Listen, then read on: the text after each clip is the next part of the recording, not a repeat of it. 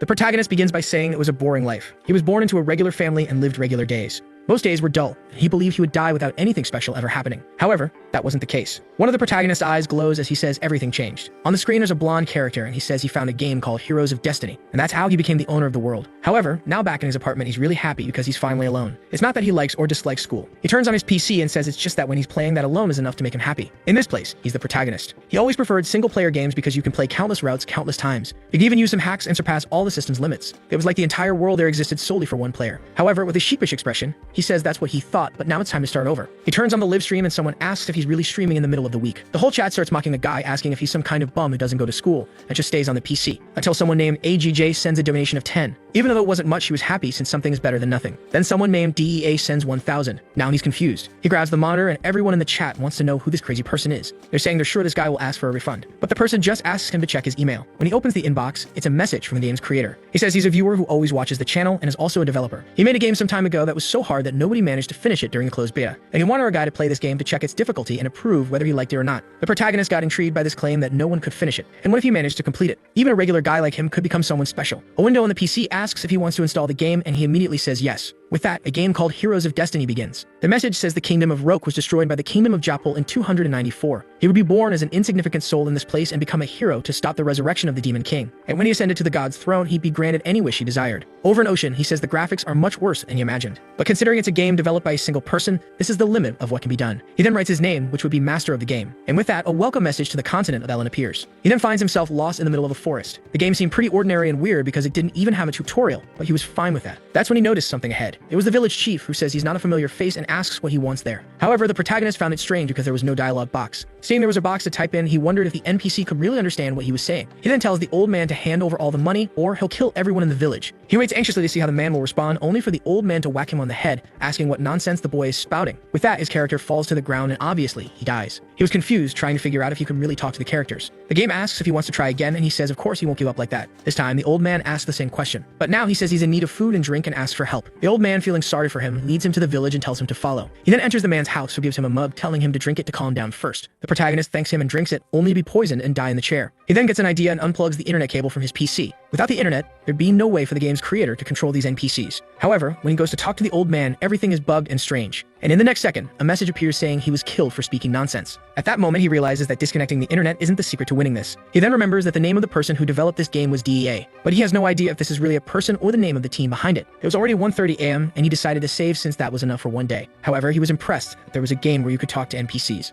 It was almost like this world of heroes really existed. Now it made sense why no one managed to beat it during the beta test. He opens his eyes before going to sleep, thinking that he was really getting excited. From that day on, driven by the desire to be special, he was absorbed into that game. As he progressed, he lost track of time. He was completely immersed, and this continued for 10 years. While the guy is motivated, 10 years playing the same thing. In an office, someone calls for Oshiro-san. Turns out it's his coworker. She says she's already sent the files he asked for, and the guy thanks her. Some time passes, and she congratulates him for finishing everything. Our boy thanks her as well and helps while she stands there, a bit embarrassed, not knowing what to say. She then asks him why they don't go out for a little dinner, just the two of them, before heading home, and maybe have a second dinner after they get home. Her face clearly shows what she's hoping for. However, our Oshiro-san apologizes, saying he has to go home. The poor girl is left stunned. He says there's something much more important he has to do and waves goodbye. It seems she's disappointed again, having been rejected once more. She's been getting turned down for quite some time. I'll let it slide this time because today is the day he's finally finishing the game after 10 years, right? So, let's see. Apparently, the night turned into morning. He is congratulated for being the first human to enter the ranks of the gods, and for being registered in the Hall of Honor. Our guy is standing there, all happy that he finally managed to finish it. But his smile quickly changes expression. After so long, he managed to do what he always wanted, to become in some way special. But on the other hand, his life was more ordinary than ever. Wouldn't it have been much more extraordinary to be with his coworker? You idiot. At least in the game, he felt like he had lived something entirely different. He remembers the characters like the Black Prince, Yeo Krakow, Cardinal Cesar Libaro, and the witch Celestina Urin. All the characters were full of charm and unique personalities. The reactions there were so lifelike that he felt those people existed somewhere else. But now, rubbing his eyes, he knows it's all over, until he hears a sound. Looking at the screen, he sees a message asking if he wants to start a new adventure. But this is a very honest message, warning him that if he presses yes, he'll be teleported to the continent of Ellen. And after selecting it, he wouldn't return until the game was completed. Oshiro wonders if there's some kind of secret stage. However, with his mouse, which looks more like a brick, he says he's eager to go through it all again. And now that he's come this far, he had no choice but to move forward. Of course, he's transported to the continent of Ellen. At least unlike unlike other protagonists, he was 100% warned. A strange voice welcomes the master of the game. Slowly, he opens his eyes, wondering why his chest hurts so much. He couldn't breathe properly and had no idea what room he was in, until someone next to him says he's finally awake. It's an old man with a mustache who says it's thanks to the high-tier potion he had reserved. The boy starts to open his eyes, and the man calls him Calyx-sama. But our confused protagonist asks who the mustachioed man is, leaving him unsure of what to say. As far as he remembers, the healer didn't mention this potion causing amnesia. However, the protagonist has a desolate look, clearly confused. The man then says he'll introduce himself again and states his name is Russell. The protagonist quickly notices the man isn't speaking Japanese, but he can understand everything he's saying. But the worst part is that he's still feeling the same chest pain since he woke up. Russell apologizes, saying it's his fault for rushing him. The chest pain was a side effect of the potion he gave him, but it would pass soon enough. He then says the boy will feel much better shortly, so he'll take his leave for now. With that, the door closes while our boy is left standing there confused. Some time passes and the candle goes out. He opens his eyes again and rises from the bed. Going to the mirror, it's just as he thought. His body feels entirely different, and it's obvious he's in a different body. A body he has no idea who it belongs to. He can remember the 30 years he lived, but he can't even figure out his name in this moment. Looking at himself in the mirror, he wonders who in this world this person is. That's when the famous system window appears. Player name, Calyx-shiken, a noble with no profession, completely battered and broken. Level 8 with a reputation of 3 stars and 14% approval. Additionally, he possesses the governing skills of finance, development, and military. What Calyx notices is that this screen looks very similar to the game system's interface. Now the whole being sent to the continent thing really made sense. He was in the main stage of the entire game, the famous continent of Ellen. He puts his hand on his chest and says he needs to calm down first. He then feels something strange. He beats his chest again and collapses on the floor in pain. This body of his was a wreck and he had no idea why, but at least it was clear this wasn't just a dream. First, he'd have to get used to being called Calyx-shiken. He goes to the bed and keeps repeating to himself over and over that he is this Calyx guy. As soon as he thinks about the window, it appears again. He's certain this must be the kind of thing only he can see. At this moment, he's 15 years old, and he decides now is the perfect time to gather information. After all, if he lets his guard down in this world, he'll be killed. He checks the system and sees he belongs to the county of Shiken. If the name of the place and his last name are the same, that means he's the direct heir of this land's ruling family. At least he was lucky in that regard. That's when someone knocks on the door, startling him as he wonders who it could be. He doesn't know how to react or what would be the normal way for Calyx to respond. He keeps repeating to himself that he is Calyx while saying nothing. Then we see that it's a girl outside. She brought a big steaming cup of tea, saying it's the boy's medicine. Realizing she's a maid, he decides to act with some dignity and tells her to come in. The girl steps into the room asking for permission. Calyx watches her closely as she walks in, kneels, and offers the medicine. What kind of medicine is this? She just walked in and I don't see any medicine there, huh? Now I see it. She's saying it's nice and warm and that he should give it a try. Our boy, who clearly needs a gym membership because he looks malnourished, asks who she is. But then he realizes that asking this will make it obvious he's not in his right mind. The girl looks confused and asks if he's feeling unwell. That's when a system window pops up in his head and he says no. The system shows that her name is Layla. She's 23 years old, has a reputation of -3, and a very low approval rating. However, he notices something odd in the system. She's affiliated with the Viscount of the Hoshiran territory. Considering they're in the county of Shiken, why is that listed in the system? Moreover, there's something even stranger. She has an unusually high combat capability, way too high for a simple maid. For someone who's played the game, he knows these are definitely not the stats of an ordinary servant. She's standing there staring at him, clearly waiting for him to drink. But looking at the tea, he's already made up his mind. No way he's drinking this thing from someone working for another house. Layla asks if he's alright and insists he drink the tea, but Calyx just tells her to leave it there and go. She starts smiling brightly, insisting he drink it right now. Calyx grabs her hand angrily, suspecting she's about to force him somehow. But as soon as it's in his hand, he fakes a cough and spills it to the side. As the cup falls, he thinks that's enough. Once all the liquid is spilled, he won't have to drink it. But then Layla, in a display of Spider-Man level reflexes, catches the cup mid-air, ensuring not a drop is wasted. Seeing her pull off the classic Peter Parker move, he has no idea what to do. He takes the cup back slowly while wondering what kind of reflexes she has. It would be bad if their eyes met, as she might realize he did it on purpose. As she stands up, he lowers his head and looks away. She places the tea on the desk, saying his medicine is safe. Meanwhile, he's lying in bed, avoiding eye contact with her. He knows there's poison in there, and no way is he drinking it. He closes his eyes, thinking he has to do something about this situation. Just as he's about to pass out, she hugs him. She asks if he's okay, and Calyx wonders if he managed to dodge the situation for now. Looking at the system, he wants to know more about the house Layla belongs to. First, he sees in his status that he's the son of the Count's first wife, who's already passed away. He wonders if there might be some half-siblings from the second wife. He discovers there's one older than him at 16 years old. That's when he sees in the system that the new wife's name also ends with Hoshiran. He immediately connects the dots and realizes this woman must have sent Layla. If Calyx, the son of the first wife, dies, the woman's son will inherit the title of Count. Strangely, the lunatic is breaking out in a cold sweat while feeling excited. As always, the game Heroes of Destiny starts off hard. He then tells Layla he's feeling much better now and thanks her. But he asks how the stepmother is doing. Layla looks surprised and says the Countess is very upset about the boy trying to take his own life. She pleads with him never to do something like that again. That's when Calyx understands why this boy was bedridden and in such bad shape. Judging by the pain in his chest, this guy must have tried to end his own life. He says he won't do such things anymore, and Layla replies that the Countess will surely be happy to hear that. He thanks her again and asks her to leave. But her expression changes and she says he still hasn't taken his medicine. Now he's scared. It seems the damn girl won't leave until he drinks it. The problem is, she's there to kill him, and if he refuses, she might simply assassinate him outright. Even though he knows the game, at this moment he's just a fragile teenager. He could try yelling for help, but what if she cuts him down before anyone arrives? He would definitely die before that happens. She's already turning back to him and he realizes he might not have a choice but to drink it. But then he asks himself the obvious question. Why is she poisoned? poisoning him instead of just stabbing him and running away. If that's her plan, clearly she can't draw attention to herself. That poison is a way to make it look like he took his own life. It's the same poison that Farmer gave him 10 years ago, and Layla says that if he's having trouble drinking it, she can help. But there's something Calix learned while playing this game. The worst will always happen, so it's best to be prepared. He's certain that even if he refuses, she'll force his mouth open and pour it in. The madman is blushing, saying this makes him really excited. Indeed, the game Heroes of Destiny never disappoints. Layla sits down and offers the tea once more. Suddenly, he grabs the poisoned tea and drinks it all. Layla simply watches as the effects of the poison finally kick in. As he expected, this was bound to happen. Now the question is, how will he get out of this crisis? There must be a person or an object to resolve this situation. That's when he remembers Russell mentioning having some high-tier potions in stock. He comes up with an idea and tells Layla to step outside and call for Russell. She asks why, and he humiliates her, asking if he really has to explain himself to a mere servant. The girl is shocked and quickly apologizes. When he shouts and orders her to leave and fetch Russell, she rushes out. Calix knows that the potion Russell used earlier could be traded for Castle. Yet the man didn't hesitate to use it on him. At the very least, he seems like someone who isn't trying to kill him. As soon as Layla leaves the room, he gets up and tries to vomit. But no matter how hard he tries, nothing happens. The game wasn't going to make things that easy. One thing was clear.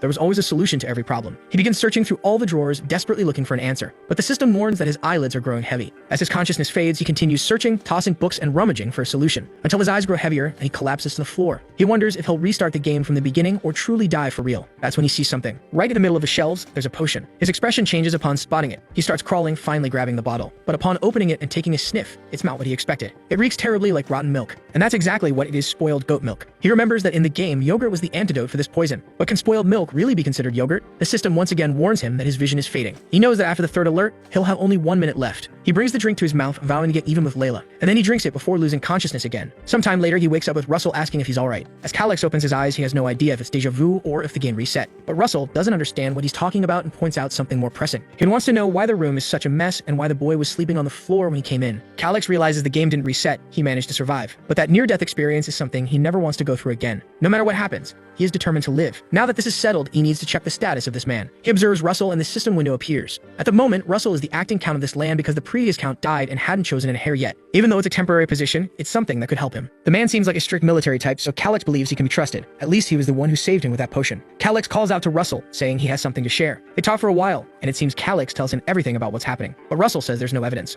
Calix learns that the potion Russell used was standard protocol in this family. It was just following normal orders. Russell explains that to him, all heirs of the Shikin family are equal, and he is obliged to serve both sides. Calix then asks if Russell wants him to keep taking that medicine until he dies so everyone can claim the inheritance. But Russell questions if Calix really lost his memory. He should know that the Shikin family is in serious financial trouble. In fact, it's a blessing that the Dalila family is helping them. He asks if the boy truly doesn't remember this or is just pretending. Calix realizes Russell won't act without concrete proof. At least he figures the woman who poisoned him must believe he's dead. He tells Russell to let it go, saying it's fine. However, he has a simple request. Russell notices something different in the boy's demeanor. 4 hours later at Shikin Castle, someone moves across the rooftops. The figure stops atop one of the buildings, adjusting their face covering. The person observes the knights below. It appears to be Layla, who notices that security has been significantly increased. She glances at the wall, spots a tunnel, and in the next scene, she's inside the castle. Approaching a door, she sees there are no guards outside the room. She opens it, and inside, she sees a body covered with a sheet. Still, she's not entirely sure if Calix is dead. At least she used a special poison, so he must have died painlessly. She takes a letter from her pocket and places it on the desk. She retrieves his seal from a drawer and stamps the letter. With everything in place, she only needs to leave safely. But suddenly, someone comes up behind her and places a sword to her neck. She instantly recognizes the voice, but the person says nothing,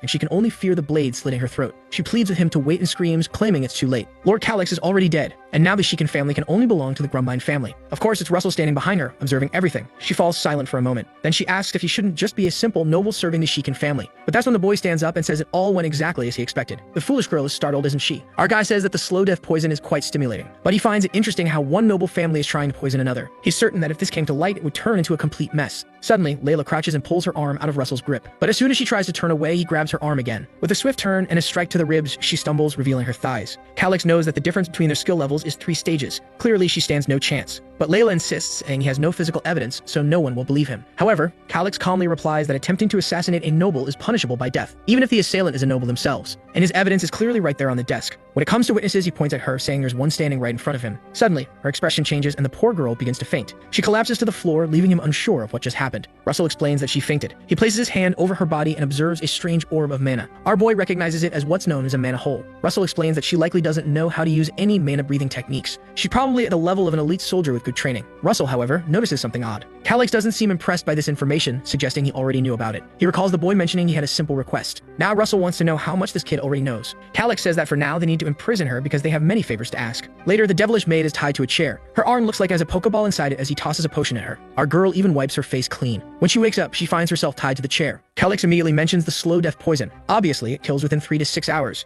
It's the ideal potion for anyone looking to end their own life. He speculates that if he died like that, everyone would think it was by his own choice. He grabs her face and asks why she did it. She feigns ignorance, pretending not to understand what he's talking about. But Calix says he's sure she was afraid of dying, which is why she acted the way she did. This means she doesn't have enough loyalty to lay down her life for Lady Stella. But the girl remains silent. He tells Russell to make her talk. Russell pries her mouth open and sees something in Calix's hand, wondering what it is. But Calix just tosses it into her mouth and she immediately smells something strange. It's probably that same goat milk again, and he orders Russell to make her drink it. She screams in the chair, trying to break free, but it's no use. When Russell lets go, she screams, asking what they made her drink. Calix casually says it was just a little bit of poison. Then he asks if she's familiar with something called Sud's puppet. Terrified, she claims it's impossible, saying there's no way a noble from a family like his could get such a thing. But Calix says that with enough money, you can do whatever you want. To prove it, he mentions that the primary ingredient of the recipe is white radish. Russell seems impressed while Calix just waits for her reaction. Layla insists she doesn't believe him, but the protagonist is certain she's scared out of her mind. She then says she'll leave for now, report to her master, and say the assassination was a success. She questions whether he really thinks she'll follow his orders, but Calix simply asks if she's ready to die. Sud's puppet poison has over 3,000 different antidotes depending on the formula, and the correct one for what she drank is stored in his mind. So if she doesn't want to die a stupid death, she better listen to him. The girl is breathing heavily, clearly shaken, but he demands her answer. After hesitating for a moment, she shouts that it's fine and asks to be untied. But Calix remarks that she seems awfully angry at the person who's saving her life. She's trembling, almost crying in the chair,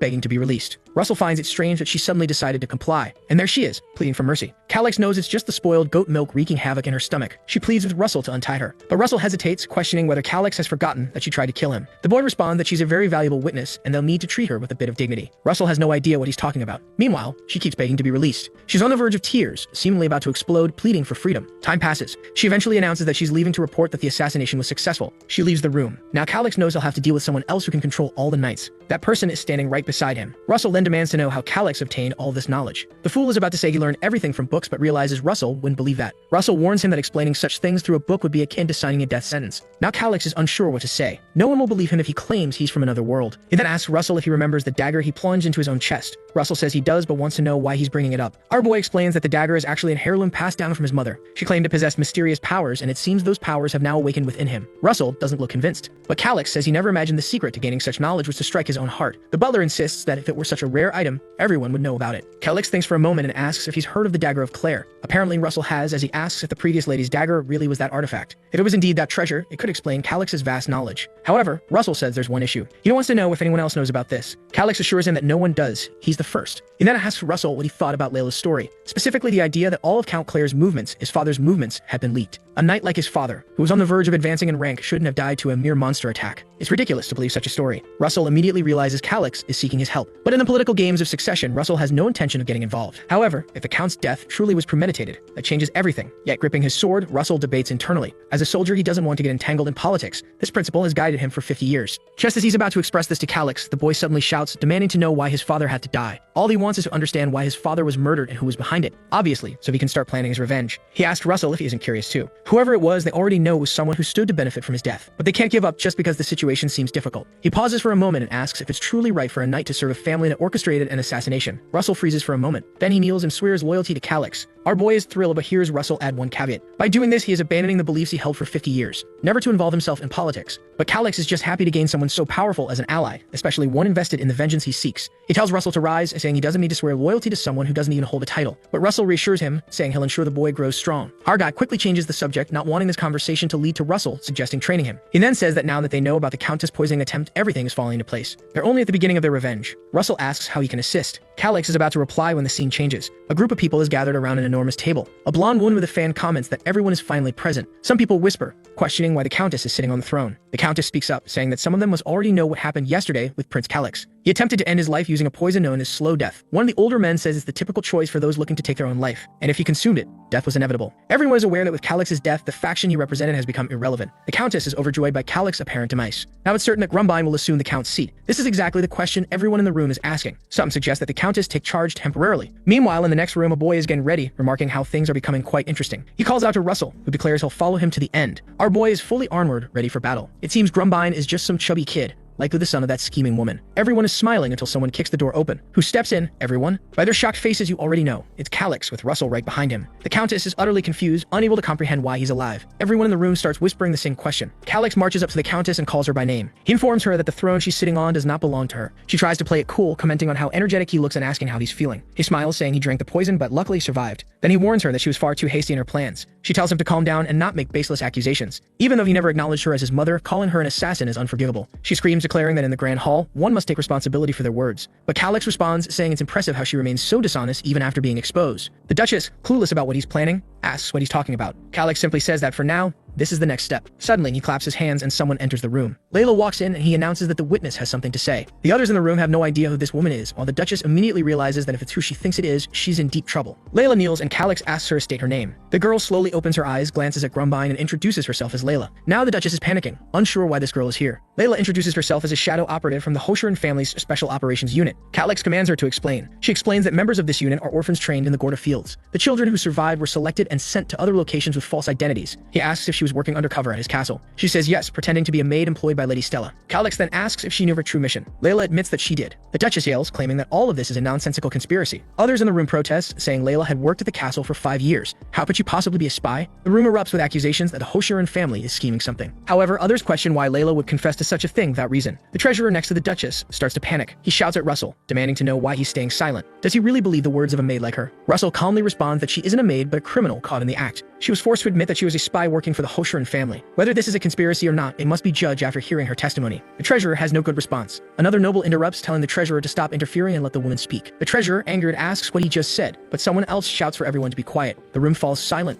and the Duchess's anger is palpable. Someone asks Layla what her mission was while working for the Hoshiran family. She states it was to gather information. Calix asks what kind of information. She explains that she was tasked with tracking all income and expenses of the territory, noting all travel dates and destinations of the former count, and monitoring the movements of political allies and vassals. Calix then steps forward and asks her what her most recent mission was. She reveals that her orders were to poison Prince Calix with the slow death venom. After his death, she was to place a forged suicide note in his room to make it appear he had taken his own life. Calix, cold and calculated, asks her what the outcome of her mission was. She admits that she successfully poisoned him but was caught by Count Russell when she entered to plant the note. The Duchess screams, demanding that the woman be arrested. Guards rush to seize Layla, who tries to resist, shouting that there's no evidence to back these claims. Calix, looking as composed as ever, calls out to Russell. Russell nods and presents the forged suicide note. He explains that he was in Calix's room when Layla entered to plant the letter. Then he reveals a memory of the Earth Scroll. He reminds everyone that this magic is capable of revealing malicious intentions. With this scroll, they can uncover who ordered Layla to carry out this act. The treasurer realizes that if this evidence is revealed, it's over for all of them. They have to stop it, even if it meant silencing everyone in the room. Calix, noticing the treasurer's tension, smirks, already knowing he tries something drastic. He stretches his arms and calls for the knights to enter. The room fills with the sound of footsteps as an army of knights marches in, positioning themselves behind each noble. Now there was no way to suppress the truth. The treasurer, terrified, demands to know from Russell what this means. Russell explains that after reviewing the scroll's contents, the results were shocking. To prevent disorder and chaos, summoning the knights was the only option. The nobles protest, claiming it's wrong to bring soldiers into the sacred great hall. Meanwhile, Grumbine, the chubby hair apparent, sits in stunned silence, looking like a fool. The Duchess, realizing the knight's presence means the evidence is irrefutable, knows she's trapped. There's nothing she can do now. Calix then asks Russell what the punishment is for a noble who attempts to kill a member of their own family. Russell replies that it's death by hanging. The Duchess, in desperation, grabs her piggish son and declares he had nothing to do with this. She turns to Calix, pleading, saying that while they aren't related by blood, she is still his mother. She begs him to believe her, but Calix only glances at Layla.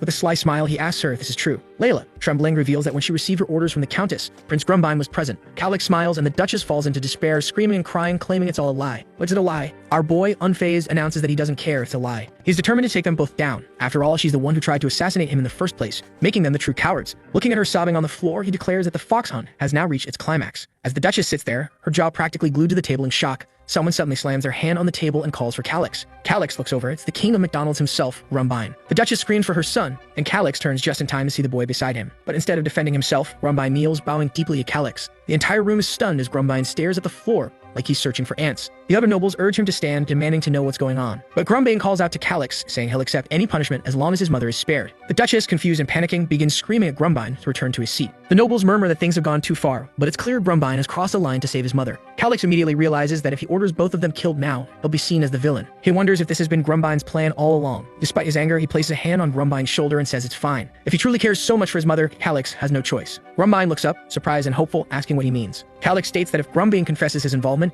he'll request a reduced punishment for his mother, but he warns him to think carefully about what that means. Grumbine hesitates, unsure of what to say, while the Duchess screams at him not to do anything unnecessary. She orders Calix to stop threatening her eldest son, but other nobles interject, blaming her for plotting to kill Calix in the first place. Meanwhile, Grumbine appears lost, unable to understand how everything spiraled so terribly out of control. Calix, growing tired of the chaos, calls for Russell and instructs him to arrest them both. The knights in the corner step forward, surrounding the Duchess. She orders them to stop, questioning if they know who she is. But from the side, Grumbine can only watch as his mother is gagged. He clenches his fists. Calyx turns to him and asks if he'll take responsibility for the crime of attempting to poison him. Despite his fear, Grumbine, showing unexpected courage, admits to it. Calyx had anticipated this. After all, it was the only move Grumbine had left. Impressed by the boy's calculations, Calyx declares that since he confessed before the evidence was fully revealed, the family's name will remain untarnished. However, as part of his sentence, Grumbine must seal his mana permanently to prove he won't cause further harm. Grumbine hadn't expected this. In this kingdom, society is divided into classes: nobles, knights, commoners, and slaves. The only way to become a knight is by using mana to strengthen the body. Sealing one's mana is akin to a social death sentence for a noble. Grumbine turns desperately toward his mother, who lies on the floor, confused about what he'll do.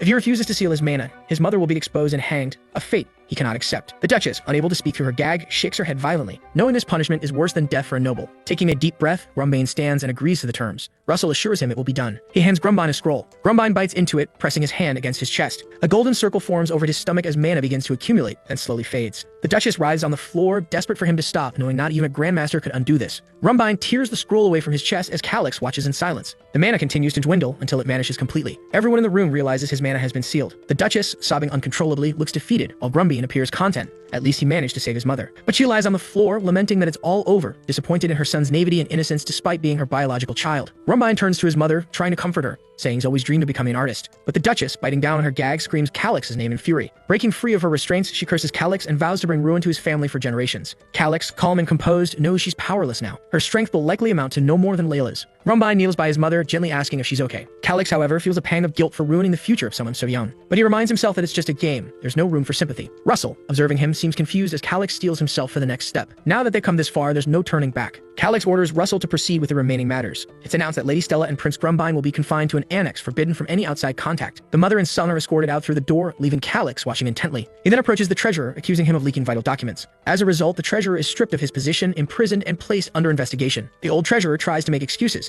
claiming his situation is different. He curses at one of the soldiers, who doesn't appreciate it, and lands a solid punch to his gut. With that, the bald man is dragged away. Calyx feels a bit awkward about causing all this chaos, but at least things seem to be working in his favor. The remaining people in the room tremble with fear, terrified they might be punished next. Observing Calyx, they begin to realize something. Russell's support means that all the knights are aligned with this prince. In a way, the succession dispute has already ended. Russell's loyalty to Calyx is a direct warning to everyone in the room. Calyx calls for the head of security, who nervously approaches. Russell steps in, declaring that the man is suspended from all his duties. The security chief has no choice but to accept, while the others in the room grow even more anxious, fearing it might be next. Suddenly, a man seated in the corner apologizes. He admits to failing his duties and asks to be dismissed. Calyx, however, knows that this man, Garrett, is one of Russell's trusted allies. Russell immediately denies the resignation, stating firmly that it won't be accepted. Those who want to work don't get to, and those who don't want to will have to, Russell remarks sarcastically. The room prepares a list of all the officials involved in the incident. Garrett is tasked with overseeing their removal. As this unfolds, Calyx walks over to Garrett. He informs him that only 4 individuals from the finance department will be exempt from investigation. Clearly, they'll need a lot of new personnel. Garrett advises leniency toward those with minor infractions, warning that removing too many officials at once could disrupt operations. Calyx counters, questioning if avoiding investigations for the sake of operations is really a good idea. He argues that granting forgiveness won't be seen as leniency. It will be perceived as weakness. Garrett insists that many of the officials were merely aligned with the wrong side. But Calyx interrupts, stating that his decision has already been made. Seeing that the prince won't budge, Garrett concedes. He can't help but wonder how this once weak boy has become so resolute. The room is aware of Russell's strength and Garrett's intellect. Now both stand by Calyx's side, solidifying his position. Our boy smiles, knowing the county is nearly within his grasp. Suddenly, a blue light flashes. He opens the system and declares it's time to use more of his talents. As the system interface appears, he begins analyzing everyone in the room. The glint in his eyes and his crooked smile give him the look of a madman. Calyx identifies everyone with ties to opposing factions or ambiguous loyalties. Those individuals are marked for removal. Even the useless ones won't escape his scrutiny. Only those who survive his loyalty test will remain in his future plans. Like the rest of the nobles, I'm sitting here wondering why this kid has such a creepy grin. Some of the others are trembling, knowing that if Calyx takes a dislike to them, they're doomed. Desperate, they rush forward, showering him with praise, calling him an incredible leader and begging to speak with him. Calyx tells them to calm down, saying they have plenty of free time to discuss things later. Russell watches from the sidelines, still unsure how things turned out like this. Time passes, and we return to the castle. After a day filled with political maneuvers, Calyx collapses onto his bed. He's exhausted. He reflects on his past life, where he was average in studies, appearance, and just about everything else. Nothing in his life was terrible, but nothing was particularly great either. That all began to change when he discovered Heroes of Destiny. He wondered if completing something no one else could would finally make him special. He recalls the moment he finished the game and the message declaring him the first human to acquire the seed of the gods. At that moment, he wiped his eyes and wished to be reborn in the continent of Ellen. It was the only way he could continue to feel extraordinary. Now sitting on his bed, he remembers that wish and the game's narrative about being born as an insignificant soul. The story said he would need to survive turbulent times and become a hero to ascend the throne. He suddenly realizes what's happened. When he completed the game, his wish was granted. But perhaps the deity misunderstood what he truly wanted. Still, it doesn't matter now. There's no turning back. Calyx wonders if completing this game once more will grant him another wish. He began drifting off to sleep, vowing to conquer this world again. The next morning, he wakes up, refreshed and ready for a new day. He ponders where to begin. He remembers certain territories perfectly from the game, but has no idea what Shiken is really like in this world.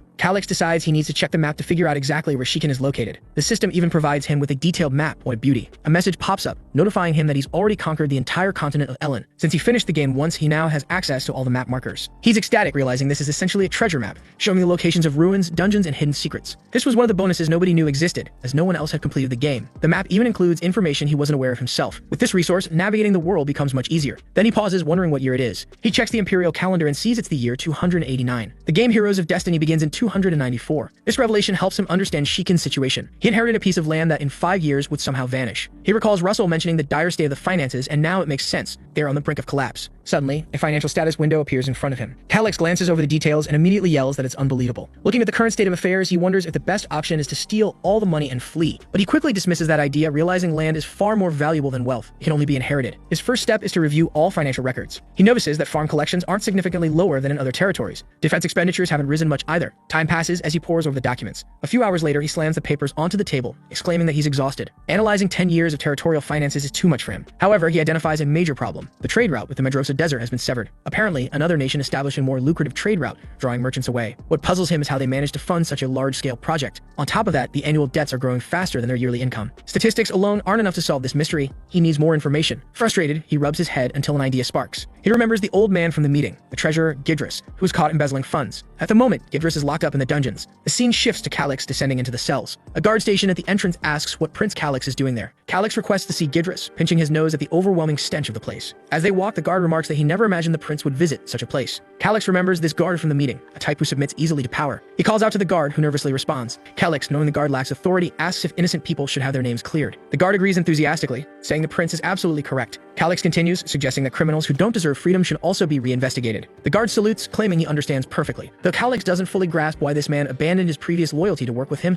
he decides to use him for now. He reminds the guard not to address him as Lord just yet, as he hasn't officially taken the title. The guard apologizes, calling him Prince again. Feeling slightly awkward for enforcing formalities so hard, Calix simply orders the guard to lead him to Gidris. Moments later, they arrive at Gidris' cell. Inside, Gidris complains about the disgusting food, declaring that he'll be out soon anyway. Suddenly, Calix appears, asking how exactly Gidris plans to escape. What incredible plan does he have up his sleeve? Gidris turns, smiling confidently, and says he's been waiting for the prince. He claims Calix owes him a favor. Confused, Calix retorts that he owes Gidris nothing. The only thing he'll ensure is that the rope for his hanging is strong enough not to snap. But Gidris, far from stupid, argues that while he may be imprisoned now, he's the only person with 20 years of experience managing Shikin's finances. If the prince is visiting him, it must be for that reason. Calix reminds him that he lost his financial position, but Gidris counters by asking if he's curious about the root of Shikin's massive debt. Calix's anger flares as the smug treasurer seems oblivious to his situation. Meanwhile, Gidris grins arrogantly. Suddenly, Calix calls for the guard and asks if there's a torture expert on hand. The guard hesitates but confirms they have one. Calix orders him to fetch the expert. When the guard hesitates again, Calix yells, asking if it looks like he's joking. Terrified, the guard scrambles to comply, leaving a cloud of dust behind him. Fuming, Calix decides Gidris needs to understand how things are handled in this territory. Gidris quickly realizes that if a torture expert gets involved, he's in real trouble. Calix remarks that someone like Gidris probably doesn't have much tolerance for pain. Calix smirks and wishes Gidris good luck. If your resilience impresses me, he says, maybe I'll let you hang slowly instead of all at once. Gidris is taken aback. This kid is far more serious than he expected. He immediately begins begging for mercy, pleading that he has valuable information that could bring great profit to the territory. Calix, unimpressed, tells him to start talking. Gidris begins explaining how the debts of Shikin came to be. All the major debts of this territory are tied to a merchant named Gerard Mercis, Gidris says. Apparently, Gerard manages a secret vault for the Hoshurin family. The Hoshurins use Gerard to avoid paying royal taxes on mining operations. But Calix interrupts, asking why not just report Gerard to the royal family and shift the debt onto him, or perhaps sell the debt rights before arresting him. Gidris seems stunned, clearly impressed by the suggestion. That's an incredible plan, he stammers, one I hadn't considered. Before Gidris can elaborate, the guard suddenly returns, announcing that he's brought the territory's best torture expert. Calix lights up with excitement, while Gidris begins pleading more desperately for mercy. I know where Gerard's secret vault is, he blurts out. This catches Calix's attention for a moment, but before he can react, the torturer shoves Gidris to the ground, telling him to keep quiet. Gidris continues to insist, shouting that he's telling the truth. He's worked in Shikin for so long that he's the only one who knows the vault's location. Calix steps on Gidris' face with his boot, commanding him to speak. Where exactly is this secret vault? Gidris hesitates, clearly trying to stall. Calix growls, start talking. The torturer cracks his knuckles, saying breaking fingers one by one is always a good start. Panicked, Gidris admits that he once tried to rob the vault but failed. Calix immediately deduces that Gidris didn't act alone. The old man confirms this, explaining that he paid some bandits in gold bars to help him. How much did you pay?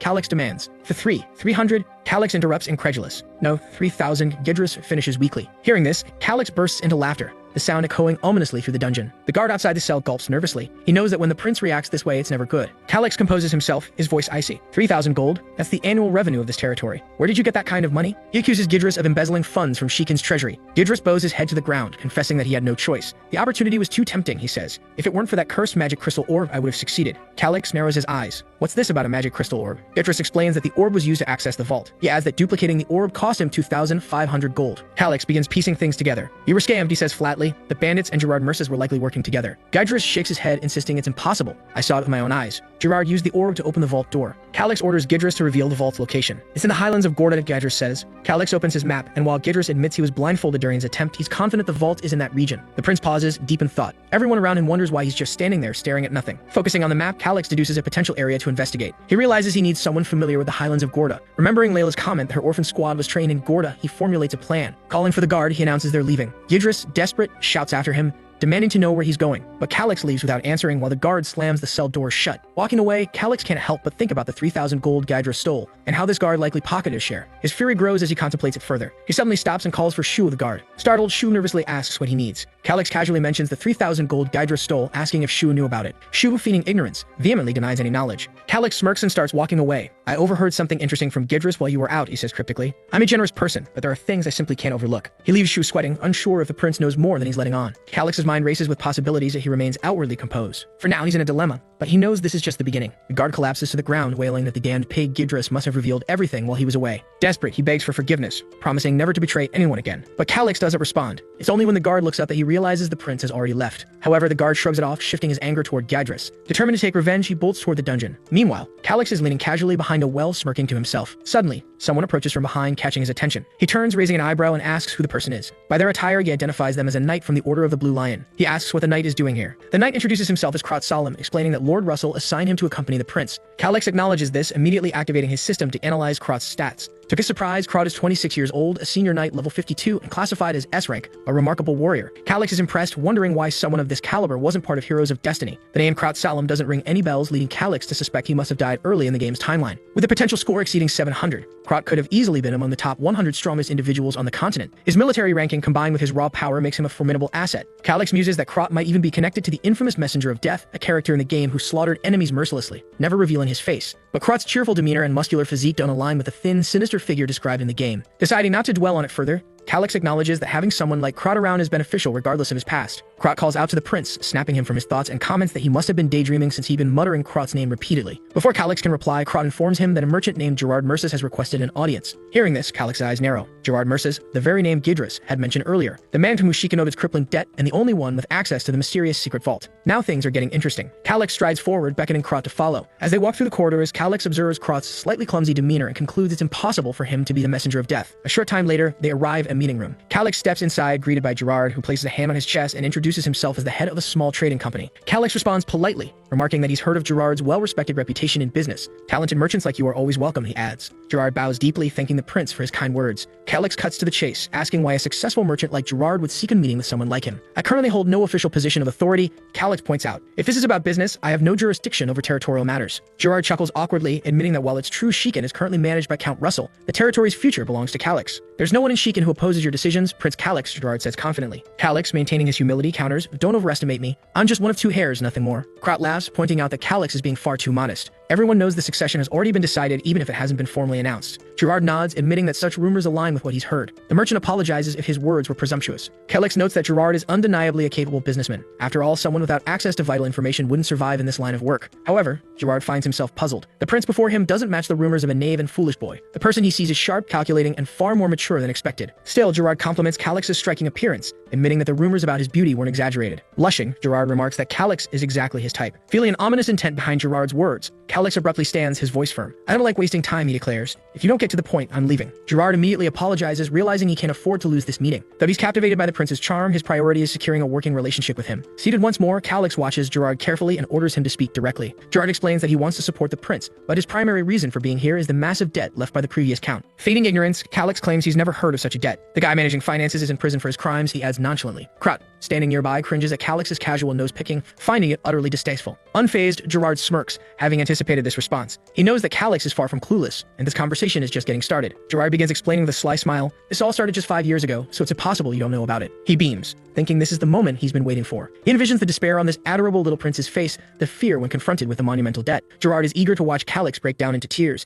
his face twisting in helplessness. He continues, according to the terms of the 3-year contract, the payment can be demanded at any time. It's unfortunate, but I must inform you, in 2 weeks, 60,000 gold coins must be paid. Krot freezes at the number, visibly shocked, while Calix remains calm, his expression unreadable. Gerard assumes the prince is pretending to stay composed, finding his attempt at stoicism absolutely delightful. He revels in the sight, continuing his internal monologue. Stop flirting with my protagonist, Gerard. Where are the waifus? Calix, however, says nothing. Krot finally speaks up, nervously asking Gerard to consider postponing the payment date. But Gerard quickly dismisses the idea. Silence falls between them. Breaking it, Gerard says with mock pity. It's truly unfortunate, but Shikin's territory has been declining rapidly. We've shown goodwill by waiting over a year for recovery, but nothing changed. Now that Prince Calix is taking charge, he'll need to repay this courtesy. Calix recognizes Gerard's facade of generosity, noting how cleverly he masks his extortion behind politeness. The prince rises, nonchalantly remarking, perhaps you're unaware, but Shikin's annual revenue exceeds 6,000 gold coins. Finding someone willing to lend 60,000 gold won't be an issue. Krot's confusion deepens, unable to believe such a claim. Gerard stands, feigning delight. That's excellent news. It seems there's nothing to worry about then. But inside, Gerard knows how difficult it is to secure connections for such an amount. He announces he'll return soon to collect the payment and leaves, confident this territory will soon fall into his grasp. As he leans into bow, Gerard's thoughts turn sinister. Soon enough, this pampered noble brat will be groveling at my feet. Maybe I'll sell him at the slave market, but not before enjoying my prize. He departs, thanking Calix and wishing him good fortune. Calix watches him leave unfazed while Krot stands there trying to process what just happened. Krot blurts out, 60,000 gold? How can you stay so calm about this? Calix, already planning his next move, knows the secret vault in Gorna holds the answer. The map had already marked ruins and treasures in the region. The challenge now lies in navigating the dangerous continent of Ellen. The highlands of Gorda are particularly perilous, home to intelligent creatures like the Riskath. It's a region people avoid at all costs. Outside the castle, Krot asks Calix what he plans to do next. Calix smirks, knowing it's time to find someone who knows Gorda well, someone like Layla. The scene shifts to a guard stationed outside a holding area. He spots Calix and nervously greets him. The prince compliments the guard's work and asks to see the prisoner. Krot decides to go ahead while Calix handles this. When the door opens, Calix is surprised by how organized the room looks. Clean up a bit,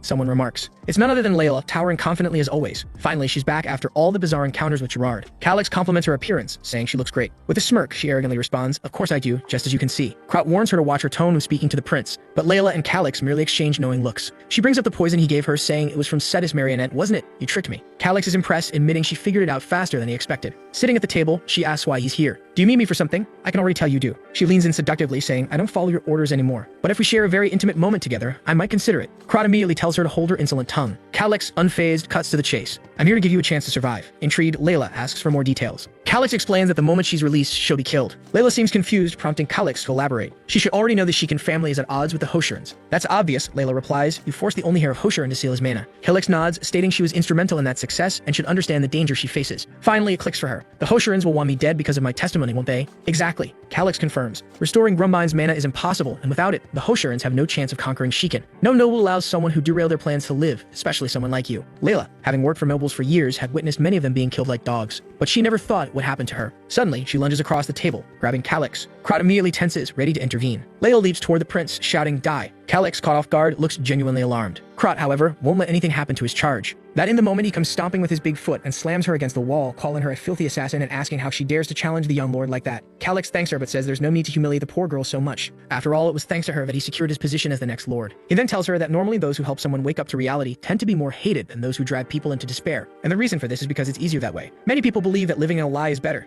even just for a moment. But he smiles at her and says that considering how motivated she seems to survive, she doesn't seem like that type of person. She says she's not and shouts, warning that she wouldn't die under any circumstances. He then smiles and says that if that's the case, he has a way to make her useful. If she helps him with the work he needs done, she will also receive protection in the meantime. And if she has a family, you would take care of them too. However, Layla misunderstands and asks if, by any chance, he's threatening her family. He stands up with that dumbfounded look on his face. He tells her not to misunderstand because if he wanted to, he would have killed her already. Assassins like her are everywhere. The girl knows that's true. To a noble like him, she is nothing more than a tool. He then asks why he wants her and not someone else. There must be some reason he's going through all this trouble to persuade her. Our guy says the first reason is because it would be too much work to find someone else, and the other is because of something she said to him earlier. He then leaves, saying that before explaining why, he would give her a minute. If she didn't agree with him within that time, she'd be free to pursue the freedom she so craved. However, Layla knows the truth is that this freedom will cost her life. Here's her only option because leaving that place, she'll be killed by the other family. She didn't want to agree with that cute little runt, but at this moment, she had no choice. and with great determination, she says she understands. Considering the conflict between the two families, she benefits more by helping Shiken. Our boy smiles and says that she's finally starting to think straight. However, she puts her hand on her waist and says she's not going to be a subordinate. She wants to be hired as a regular mercenary instead, and she wouldn't accept a runt like him bossing her around. Suddenly, Krot jumps in and orders her to start respecting the young master. She apologizes and says she's just joking now that they're on the same team. There's no need for him to act like that. Or is he the type of person who liked hitting his allies? Poor Krot just gets even angrier, and the two start to clash again. Suddenly,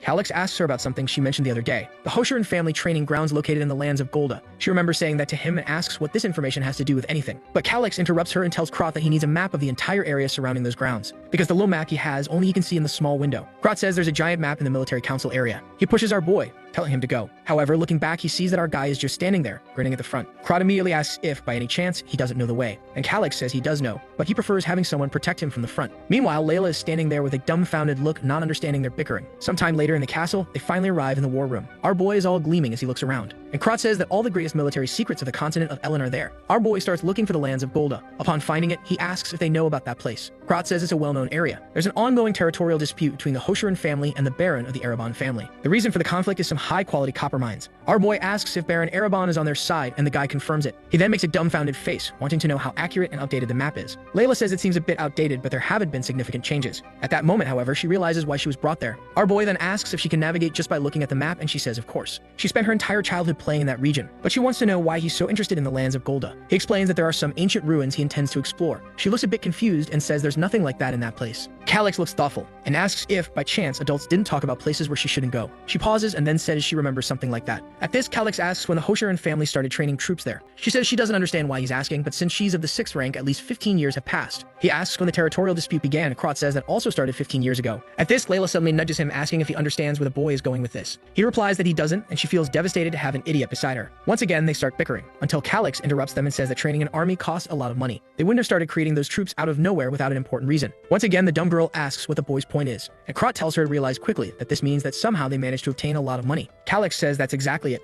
15 years ago, the Hoshiran family found a new source of income, and they likely used that money to train their new armies. Once the troops were ready, they were dispatched to numerous territories, exactly as happened with Layla. She says she understands, but what would be the connection between that source of money and the ruins he's looking for? Calix says that silver mines are often found alongside copper mines. Besides that, some copper ores can also contain traces of silver. Krot asks if he's suggesting that the Hoshiran family is secretly mining silver, and that would be an extremely serious crime. Calix says yes and tells him to think about it. The law of this place stated that any gold or silver found always belonged to the royal family, no matter where it was located. However, it would be foolish to believe that every noble would be that fair. Krot asks what the connection to the ruins is, and our boy says he already knows what kind of ruins they are. Perfect ones to hide this type of secret. Unfortunately, he can't reveal to Krot that he already has some information about this. Layla, who's really growing into a sharp girl, asks what all of this has to do with him. She thought it was impossible for him to attack that place because Shiken's territory didn't have the resources for that. Krot gets frustrated, thinking that as much as he hates to hear it, this is the truth. And she insists, saying that even if they started a war, as soon as the royal family knew it was pure silver, they'd take everything. Calix says they wouldn't gain anything by passing this information to someone else. Besides, his territory is on the verge of collapse. Both of them stand there dumbfounded, wanting to know what he's suggesting then. That's when he says that since they obtained the money illegally, even if they stole everything, the Hoshirans wouldn't dare report it to the crown. Later that same day at night, they gathered outside the castle. Russell told our boy that it was madness to take someone as inexperienced as Krot on this mission. He should think more about this plan because acting hastily could be dangerous. Calix agrees that it would be safer with Russell at his side, but a young talent like Krot also needed to develop. The poor fool blushes at the Lord's confidence in him. Calix continues, saying that it would be too risky for both of them to leave the territory at a time like this. Russell is surprised and then apologizes. Suddenly, he turns to Krot and tells him he'd better follow the young master diligently. But the fool just agrees with his tongue hanging out. Even Russell gives him a smack on the head, telling him to take it seriously. Sometime later, he calls everyone together. He explains that the young master's wounds are still fresh, but even so, he planned this expedition for the good of the territory, so all the soldiers there better follow him faithfully. Calix knows that no soldier wants to follow someone so weak who once tried to take his own life. Gaining the loyalty of those people was also his job. Meanwhile, Layla is just quietly observing from the corner. Sometime later, they approach a well. Krot goes down and our boy follows right behind him. Upon reaching the bottom, he says that by following this tunnel, they would be able to exit the castle. However, it was farther than he had imagined. Calix just passes by and tells them to hurry up. With that, the team begins walking through the darkness of the cave. Sometime later, Krot looks up and says they finally arrived. Obviously, our boy is exhausted. Krot opens the cover and offers his hand to help our boy up. Suddenly, he finds himself on the outside, or rather inside, a house. Krot explains that this is an old water mill that had been abandoned a long time ago. Already outside, our boy is impressed. He had already prepared several supply horses. Krot calls him Lord and tells him to get on the horse, but Calix tells him to stop using that kind of title in this place. It would be stupid to call him Lord outside the castle when they're heading toward hostile territory. From now on, he's to call him only Young Master. The army guys put on peasant clothes, but he's still not sure if that's enough to fool anyone. At that, he calls for Krot and asks if he prepared everything he requested. He says says yes, but seems a bit hesitant. He pulls out his stinky cloak and asks if he really has to wear something like this. Our boy says that if he wants, he can wear a porter's outfit, but then Calix will have to play the role of Layla's new lead husband. Crot immediately says there's no way he's letting the young lord stand next to an assassin. When he says that, everyone turns to stare at her. Calix realizes the fool is talking more than he should again. He stomps off angrily while thinking that he didn't say a single lie. But since Calix asked, he gives her his hand and asks if my lady would go with him. But she just tells him to stop calling her that and to get out of the way. Calix notices that the two of them don't have the best relationship. Somehow, he needed to calm down his team members. That's because a duel like this would be very useful if they had synergy. But if they kept fighting each other,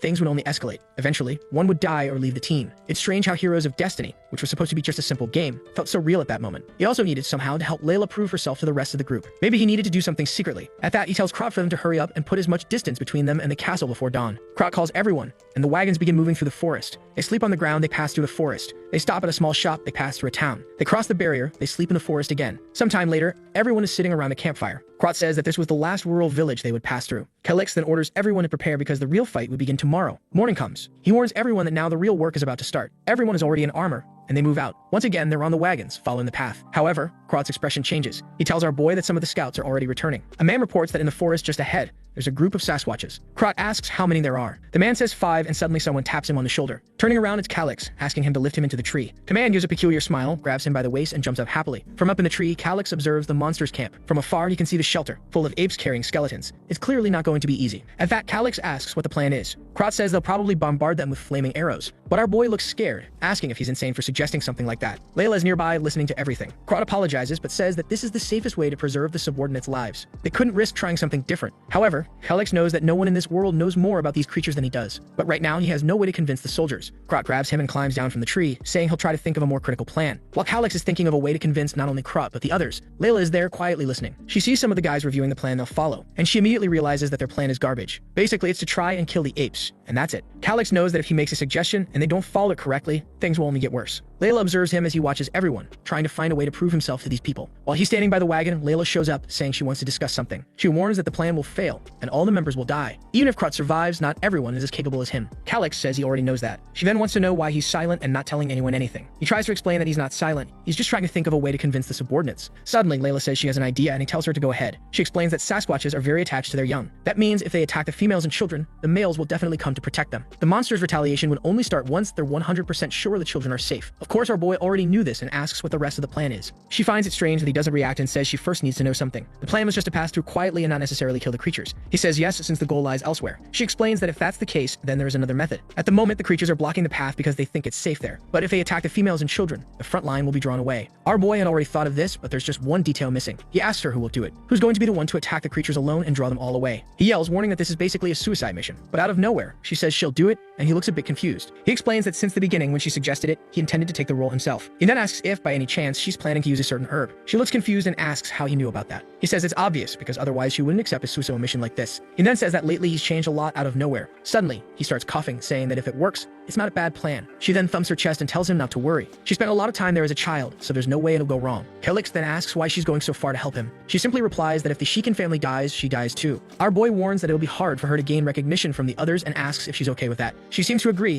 and he says okay then. But before she leaves, he wants to help with something. She asks when it is, and he points to the horizon. He asks her what's over there, and if she knows the region. She says yes and tells him to ask anything. She knows everything about that place. He then points to a specific spot, and she says that about there, she's certain. It's a camp for some goblins and also a hunting ground for the Sasquatches. Our boy thanks her, saying he can always depend on her. He's only doing this to make her feel more useful and calmer, and she simply says that she's happy to help. They continue chatting, and Crot watches from a distance. The two are having a small conversation, with her giggling and blushing. Our boy starts blushing too, and suddenly she reaches out her hand to his face. Man, this assassin is here to kill once again. Our boy is red. When he closes his eyes and opens them again, he realizes she was just pulling a leaf out of his hair. He turns completely red, not even understanding why he's acting like this himself. It's probably because he spent his entire life as an isolated otaku. Then Crot appears, asking what's going on there. Our boy tells him to get lost and says it's nothing. Then he tells the guy to prepare Layla's equipment. He also says that she'll be on a mission, so nobody should ask questions if she disappears. Crot wants to know about the mission because he doesn't trust her. But Calix says to trust him. He trusts her, and they're on the same side. The knight doesn't want to accept it, but says that just this once, he'll understand. Layla drops something on the ground and tells them not to worry because she already has her own equipment. Everyone looks at her, a bit embarrassed. Man, this assassin really is dangerous. What's up with her walking around like that? Calix is practically exploding while Crot asks what this is. She puts on her gauntlets and her boots. Let's admit it, the lower part around the glutes is missing just a bit of armor. She then takes something in her hand and starts smearing it on her face.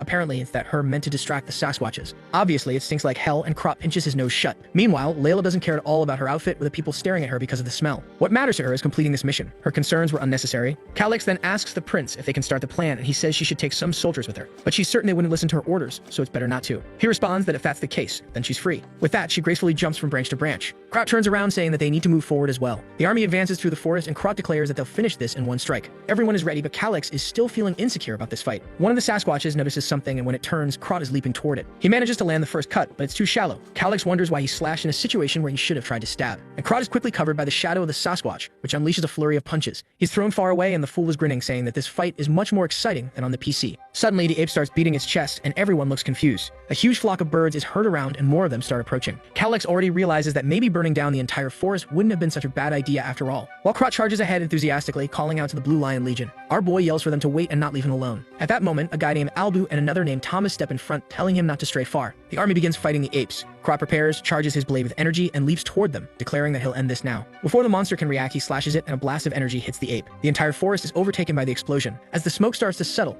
Krot is already getting exhausted, but apparently he managed to take down the first Sasquatch. He stands proudly looking back. Meanwhile, our boy wonders why this idiot is enjoying the fight so much. But then he's startled when another Sasquatch is seen pounding one of the knights. The knight's sword falls to the ground and he runs to retrieve it, but the monster comes to stomp on his back. At the last second, dear Krot arrives with a kick to the beast's mouth. He tells the knight to grab his sword, and the guy thanks him for saving him. Krot keeps fighting but realizes that killing them one at a time is going to be very difficult. That's because, seeing the soldier's situation, things were extremely dangerous. He manages to slash another arm and the giant beast roars. The problem is that he's only one man and is starting to get exhausted. Not to mention, even the older apes were stronger than he expected. He decides to try immobilizing some of them and slides under a leg, slashing at its heel. The beast roars and another one goes down. The soldiers get excited, seeing that they have a chance to win. But Krot knows something is wrong. Looking around the forest, they see 8, but there's still one missing. That's when he hears a sound beside him. There's a giant albino one charging toward the prince. And the worst part is that the monster is running and Calix has no way to escape. Krot rushes, but Albu steps in front, telling the prince to stay back. From a distance, Krot unleashes another lightning attack, and everyone is momentarily blinded. But as the smoke clears, a hand bursts out of it. It strikes Albu in the chest, sending him flying and leaving a crater in the ground. Calix is shocked, realizing that should have been him. Thomas steps in front, telling the prince not to move. Meanwhile, the monster keeps advancing and Krot is starting to get exhausted. He leaps for another attack while Thomas stays by the prince's side, until Calix calls out to him, saying he needs to help deal with his Sasquatch. Otherwise, everyone will die. But Thomas didn't want to leave the prince's side because it was too risky. However, Calix warns him that no one is coming to save them, so if they have a chance to win, it's now. He grabs the knight's arm and says that if more soldiers die, they'll be at a numerical disadvantage. Thomas knows this, but as a knight, he can't abandon the prince just like that, until Calix yells, asking how long he plans to defy orders. Hearing that, Thomas realizes he has no choice. In the end, the knight has to follow the lord's orders, and he says he'll obey. Calix thanks him and then runs off. He follows the crater until he gets close to Albu. Obviously, the poor guy is in bad shape on the ground, and Calix is horrified at the sight. With one attack, he had lost his arm, and his armor was completely crushed. He approaches, telling the guide not to lose consciousness because he's going to stop the bleeding. He pours a potion into his mouth, but he knows it's not enough. When he removes the armor, he sees that the guy's stomach is a crater. The Sasquatches punch and hit directly, leaving him with massive internal bleeding. The problem is that these low-level potions aren't enough. They need a healer as soon as possible. He grabs the guy's sword and tells him to stay awake. He'll come back as fast as possible and make sure he survives. Shortly after, in another part of the forest, he hides behind a tree, observing the Sasquatches. This was the hunting region for goblins that Layla had mentioned. But just glancing at them, he's terrified to see the beasts pounding their chests. The monsters were much stronger and more disgusting than he had imagined. He punches the tree, thinking that he really could die here. He's afraid, even though he wants to trust Layla's plan and is sure she set up the traps. If everything goes right, he won't get hurt, but this isn't the world where he's sitting behind a monitor. Breathing heavily, he remembers Albu lying there. He tells himself it's fine. He won't die. He steels himself, saying that he'll do this, and then steps out from behind the tree. He calls out to the Sasquatches, shouting that today is their day to die. The ape charges at him, but suddenly he pulls a lever and several spears strike from behind. They stab right into the beast's ribs, and it drops to the ground immediately. But as soon as the first one fell, another monster noticed and came running toward him. Calix barely dodges the attack and manages to pull another lever. This time, a rope swings down, slamming the giant beast into the ground. These were extremely sharp spider vines. Additionally, he had asked Layla to coat the spikes with mermaid venom, an incredibly strong anesthetic. Seeing how weak the ape is now, he believes it worked. He steps closer, grabs the sword, and strikes it right in the middle of the head. The feeling of the blade piercing the skull was so much different than in the game. When he pulls the sword out, he's showered in ketchup. The whole thing was disgusting. He never imagined he'd have to go this far, but there he was taking the creature's lives. He then moves to the other beasts and strikes again, saying that they're detestable. But while he's having his little monologue, a goblin is watching from above. The monster sneaks up on him from behind, and there's no time to react. Blood spurts, and when he turns, someone had jumped in front of him. He falls to the ground as the goblin approaches. When he looks to the side, it had been Albu who had once again saved him. Man, this guy really isn't in good shape. Calix is consumed by rage and charges at the goblin. He tries to slash, but the little green creature ducks, and he misses the attack. The monster sidesteps and almost clashes him. He barely avoids it, but his shirt is torn. He realizes he only survived because the creature's arms are short. With another swing of his sword, his hand is shaking from how weak his body is. He tries to calm down, at least he has twice the reach of the creature. As long as he doesn't let it get close, he has a chance to win. Suddenly, the goblin lunges at him again. This time, he swings the sword and grazes its ear. He's about to get stabbed when he manages to dodge to the side. He realizes he almost lost an arm. Before he can recover, the monster is already coming at him again. Another slash and another nick on its ear. Again, the goblin goes for his shoulder, but this time he kicks its hand. The moment the creature is disarmed, he screams for it to die and drives the blade into its chest. He's exhausted as the creature's legs go limp. He drops the sword and collapses to his knees in front of the monster. Seeing what he'd done with his own hands, he starts vomiting. This was completely different from the game, and he genuinely thought he was going to die. Suddenly, the system general appears, congratulating him. He had defeated a monster much stronger than him and would receive additional rewards. Additionally, he also defeated an F-class monster. With that, his level rises from 8 to 11. Suddenly, someone calls out to him, and when he looks to the side, it's Krot asking if he's okay. But he quickly notices the dead Sasquatches and the impaled goblin. Krot circles around him, wanting to know if he really wasn't hurt. That's when Calyx asks how the rest of the group is doing. Krot replies that after they killed 2 Sasquatches, the rest fled out of luck. But Calyx knows it wasn't luck, it was Layla's plan. That's when he remembers something and asks where the soldier who was with him is. Krot asks if he means Albu, and our boy says yes. He then points to the side and says he's standing right there. Calyx knew it was impossible for no one to die on the mission, but seeing Albu's body, he apologizes. He blames himself, saying he should have been more careful. Krot stands there observing. Then he says it wasn't Calyx's fault. Besides, Albu had died honorably on the battlefield. But Calyx tells him to stop being ridiculous. Death was just death. There was nothing honorable about it. Krot knows this is the first time the boy has lost his subordinate and understands how he feels. But soon after, more bodies are brought before him. Calyx freezes and asks what happened in the end. Krot says that 3 died and 1 was injured, which was a good outcome given the circumstances. But Calyx can only think that all of this is his fault. He should have forced the knowledge he has about this world without fear of being exposed. Besides, he only survived because of Layla's traps and because Albu stepped in to defend him. He clenches his fists and begins shouting while all the soldiers watch him. He then asks what is done with bodies on the battlefield. Krot explains that if the body isn't in too bad a condition, they can take it back. Calyx simply says to do it, no matter what state they're in. As Krot turns to give the order, he notices everyone crying. The soldiers were moved because in this world, it wasn't common for a noble to care about their servants. Seeing how he acted, they swore they would protect his life at any cost. Krot noticed everyone's expressions had changed. At least the boy had won a bit of their hearts. Sometime later, Krot approaches our boy. He says that they're ready to leave and are just waiting for the signal. Calyx notices that they're looking at him differently. Seeing their determination, he knew this wasn't the time to feel guilty. He needed to give everyone hope for the future. He then praised everyone's performance in the battle against the Sasquatches. Now they would head to their destination as quickly as possible. However, they wouldn't neglect or abandon anyone who was injured. The men shout that they understand, and then we see what happened an hour ago. Layla was approaching when a Sasquatch lunged at her. Strong as always, she dodges it but hadn't expected them to notice her so quickly. She throws a dagger attached to a rope and leaps to the other side, dodging the Sasquatch's attack and climbing up onto a branch. With that, she blocks the path and jumps back down to the ground. But she turns around and the beast comes at her. It suddenly smashes face first into a trap. With it immobilized, all she had to do was finish it off. But the monster keeps moving and even grabs a tree, pulling it out of the ground. She hadn't expected that. The giant comes in for a crushing hug, but she easily dodges it. Sliding to the side, she starts wrapping the rope around its neck. Before the beast realizes it's already being strangled. Somehow, she had managed to make it work. She didn't think it would be possible for this ape to break through those monster tendons. Besides, the ropes were too thin for it to grab with its hands. Then she notices that even while strangled, it's still knocking over trees. She's a bit shocked and decides she needs to finish this quickly. According to what Calyx said, all she had to do was inject the venom straight into its bloodstream. Once again, the ape comes in for a smash, but she dodges and slips behind it. She pulls out a needle and drives it right into the monster's nape. She had done everything he told her to, but she wasn't sure it would actually work. Now her only option was to pray that it worked. The ape, however, doesn't seem to be calming down and keeps thrashing until the trees shatter. Then she realizes the venom isn't working as well as expected. Or rather, is working because the ape's eyes roll back and it crashes face first to the ground. She's impressed that it actually worked. As much as she didn't want to admit it, that blonde brat knew more about poisons than she did. But it's very strange because he changed so much overnight. She's been watching him up close for over a year now. Yet suddenly, he seems like a completely different person. At least she hopes it's for the better. After all, she never thought she'd get the chance to get revenge again. But maybe now it's possible. Back on the wagons, Calyx glances back. Some soldiers who survived are still exhausted and beaten up. He tells Krot that they're going to stop here, and Krot says he understands. As the soldiers sit around the trees,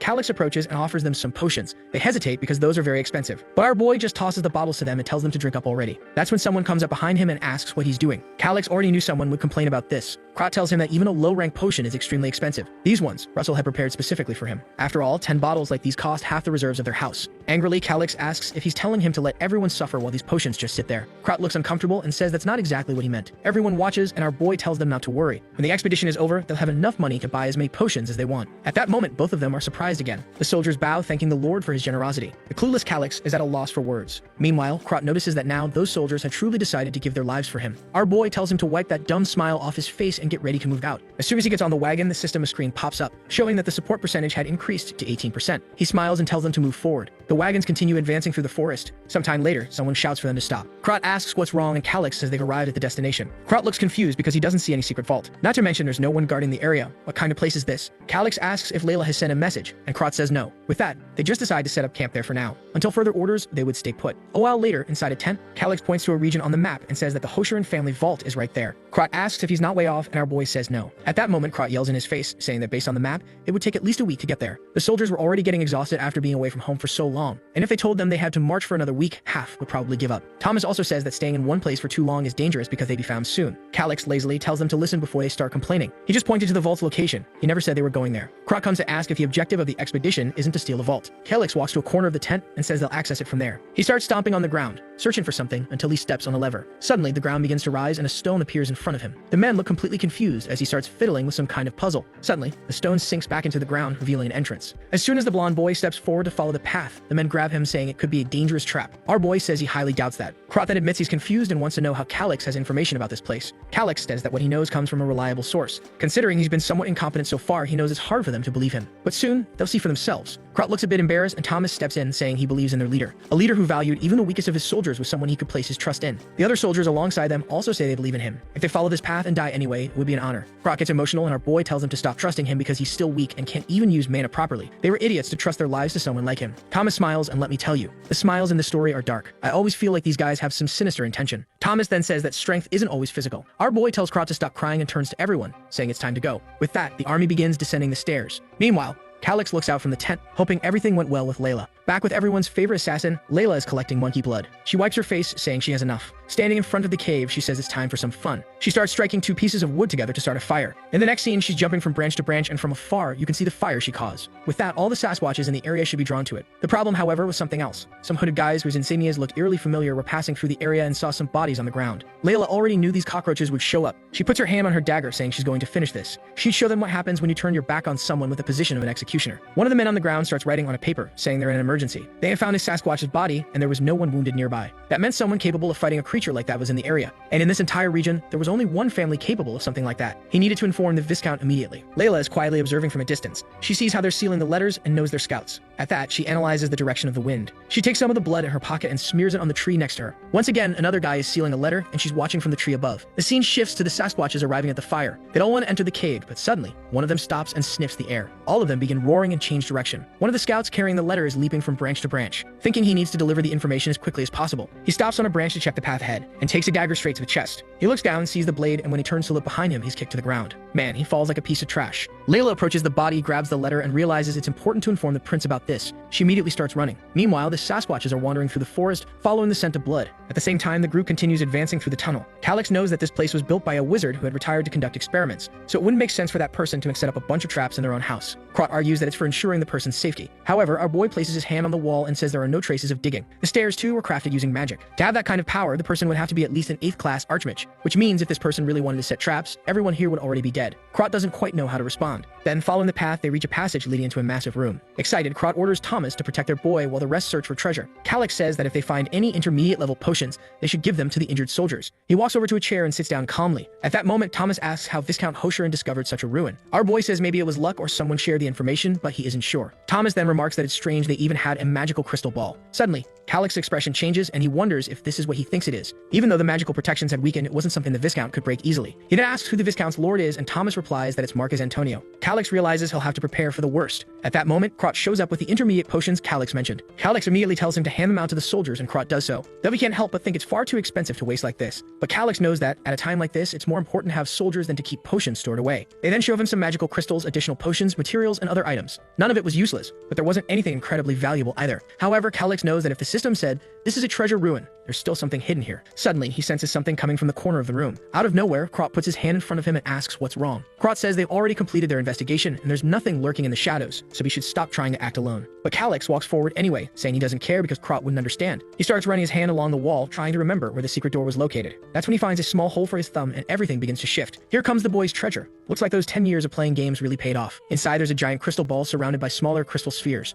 Additionally, it's like a monitoring room that could oversee their entire approach. Krot, however, points out that there's something very strange about this place. They had investigated all the ruins, yet he doesn't recall seeing a room like this. Calix explains that this is what's called a false ruin. In the past, it was common to make 2 entrances. One of them was easy to find but contained nothing valuable, so most people would give up. Krot deduces that the false ruin must be the Hosheran family's secret vault, and Calix says that since everything is connected, they can reach it from here. He places his hand on the sphere, trying to recall which function needs to be activated. After fiddling with it for a bit, they hear a sound nearby. When Krot runs over, he sees a door opening and Calix tells him this leads to the false ruin, but he says there's more. Looking further at the spheres, he points out that in the false first ruin, there's an entrance. That entrance leads to the silver mines that have been making the Hoshiran family so much money. Krot says that now it's clear how the royal family never noticed this. Calix warns that since they don't see anyone here, it likely means the area is only used at specific times. And to ensure rumors don't spread, the workers are probably killed soon after. Krot is furious, but Calix reassures him, saying it's fine. All they need to do is disable the crystal ball the Hoshirans use as a key. It's like modifying security codes and access connections. After taking everything they need, he'll obviously leave a present for those guys. He then tells Krot to take the men and start collecting all the crates because it's time to leave. But Krot looks sad again about leaving the prince's side. For heaven's sake, bring back my wife you already. Calix says he can handle it alone, and Krot reluctantly agrees, saying he'll return soon. With that, he leaves and Calix celebrates finally having a moment to himself. And when you know it, our boy finds yet another secret passage. Inside, he discovers an item he's very familiar with from the game, though it looks very different in person. It's the bracelet of the Grand Alchemy Priest. The translation here is garbage, isn't it? And I'm translating the garbage translation, so this is peculiar. Its effect is that when you're on the brink of death, it activates a protective barrier that lasts for 2 hours. But if you take another very strong hit while the barrier is active, obviously, it breaks. The item had a cooldown period of 1 week, and after 3 activations, it would stop working. However, it was perfect for him, since at this moment he has no combat abilities. He slips it onto his wrist, thinking that now it's as if he has 3 extra lives. But as he's about to leave, he notices one more detail. Inside the place where he picked up the item, there was something written. He tries to read it but only understands part of it, something about a Hecatoria or something like that. The problem is that the rest of the message is indecipherable to him. He remembers that once in the game he heard about this name, Hecatoria. In the legends, she's the goddess who taught humans how to use magic. But he's certain this didn't exist in the game. Could this be something that only belongs to this world? As he touches it with his finger,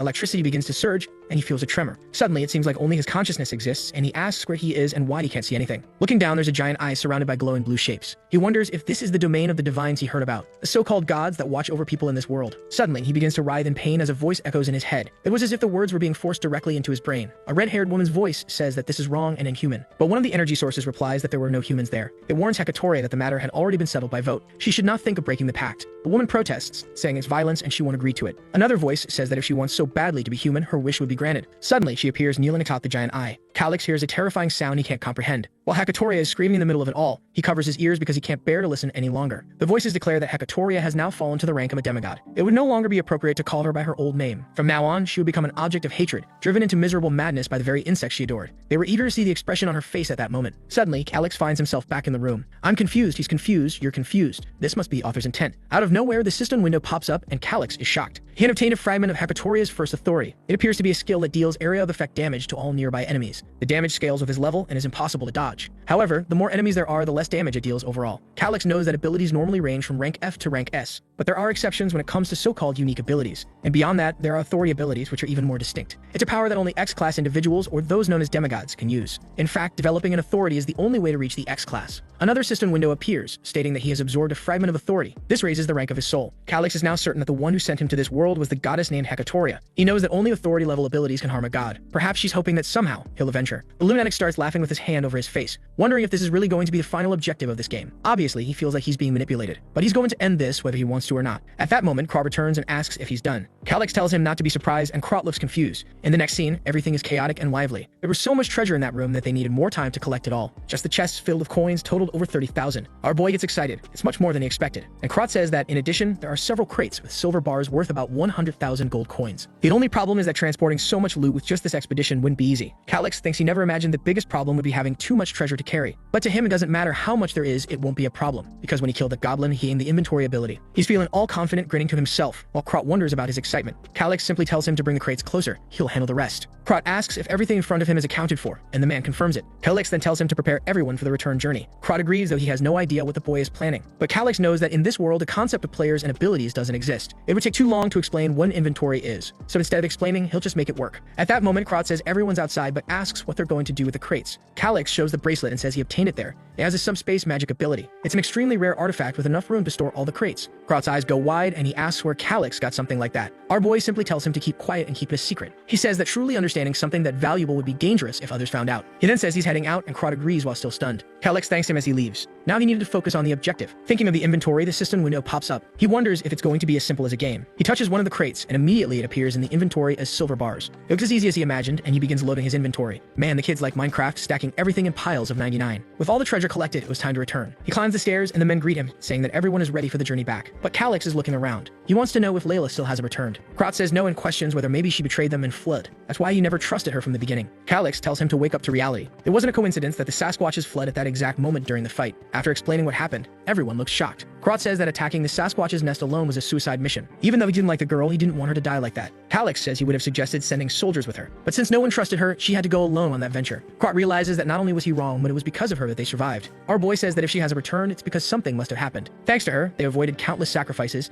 Now it was time to help her. Everyone stands at attention. Karat says he'll follow the Lord's orders. The other knights say that if she risked her life to save everyone, they needed to help her. Meanwhile, the clueless servant is just thinking that everything in this mission has been trouble. At least now, as a knight, he would complete his duty. Calyx orders them to split into a squad to search for her, while the rest will hide in the ruin. He's considering two possibilities for what might have happened to Layla. Either she was pursued by the Sasquatch leader or by the organization she belongs to. At this moment, he still believes it's the Sasquatches, since no other pursuers have shown up yet. Besides, he's certain she's careful enough not to be caught in the act. The problem now is figuring out how to find her. Karat asks what they'll do next, and Calyx checks that everyone is ready. The plan for now was to head straight to the Sasquatch base and start avenging those monkeys. Before Karat can protest, Calyx places some herbs in his hands and tells him to burn them. It would produce a kind of oil that everyone should cook their weapons with. He warns Karat not to complain about the plan, and Karat just agrees. Calyx looks up, telling Layla to hold on. Sometime later, they're spying on the Sasquatch's base. They're sure that only females and children are inside. Calyx says they'll kill those inside first, and soon enough, the males will rush into the cave. But the men look uneasy and ask if this is really okay, since he already knows how dangerous the creatures are. Our boy tells them to see for themselves how powerful the poison on their weapons is. With that, they step forward, and the Sasquatches hear something. The entire army begins advancing toward them. As the fight begins, Calyx hears others approaching. They run toward the cave, and Calyx says it's now their turn. They follow some footprints, and our boy says he's sure Layla wouldn't be defeated by those creatures. That's why they'll follow the largest footprints. Riding on Thomas' back, they start running. Along the way, Thomas asks if Calyx likes the woman. He gets it.